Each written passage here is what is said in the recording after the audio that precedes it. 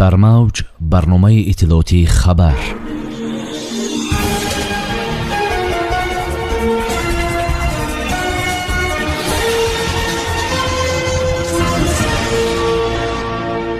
сархати хабарҳо. талаботи асосӣ аз вакил ва вазирони оянда. президенти кишвар гуфт киҳо дар оянда вазифа мегиранд. мақомоти суғд хонаҳои харобшударо дар марз ба зудтарин фурсат барқарор мекунанд. пешниҳоди президенти кишвар дар бораи таъсиси маркази миллӣ. путин мегӯяд ҳосили ғалла рекордӣ мешавад. бо шарҳи пурраи хабарҳо бо шумо ҳастам зоҳиҷони аловиддин. салом. асосгузори сулҳу ваҳдати миллӣ, пешвои миллат, президенти кишвар муҳтарам эмомалӣ раҳмон сиёсати кадрии ояндаро дар кишвар тавзеҳ дода, донистани забонҳои хориҷиро барои ҳама аз соҳибкорон то хизматчиёни давлатӣ муҳим хондаанд.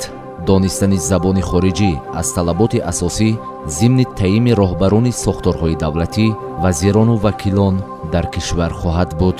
ин нуқтаро президенти кишвар муҳтарам эмомалӣ раҳмон зимни ифтитоҳи бинои нави донишкадаи давлатии забонҳои кишвар дар душанбе баён доштаанд.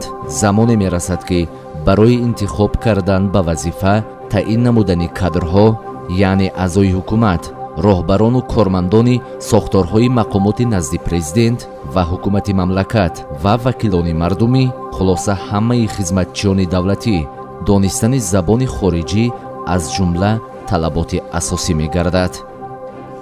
асосгузори сулҳу ваҳдати миллӣ, пешвои миллат, президенти кишвар муҳтарам эмомалӣ раҳмон супориш доданд ки маркази миллии тарҷумаи назди ҳукумати кишвар таъсис дода шавад.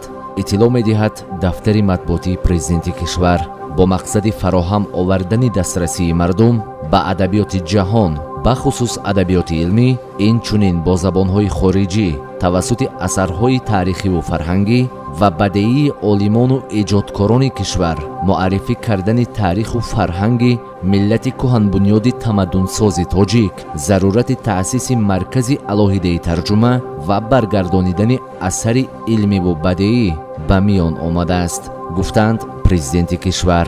ҳамзамон сарвари давлат дастур доданд ки таъсиси маркази миллии тарҷумаи назди президенти кишварро баррасӣ карда дар муддати 3 моҳ санадҳои меъёриву ҳуқуқиро таҳия ва тасдиқ намоянд.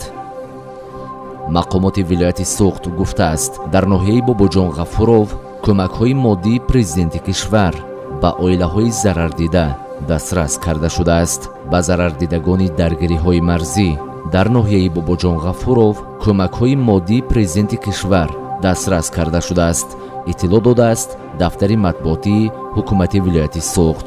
раҷаббой аҳмадзода, раиси вилояти суғд, бо сокинони ноҳияи Бобоҷон Ғафуров суҳбат намуда таъкид кардааст ки аз ҷониби ҳукумати ҷумҳурии Тоҷикистон ба ҳар як оилаи зарардида барои барқарор кардани хонаҳои истиқоматӣ ба миқдори зарурӣ симент, шифир, арматура, хишт, тахта ва дигар масоили сохтумонӣ ҷудо гардидааст. раиси вилояти суғд таъкид кардааст ки манзилҳои истиқоматии шаҳрвандон дар кӯтоҳтарин муддат бунёд ва бо тамоми ҷиҳози зиндагӣ таъмин хоҳад шуд.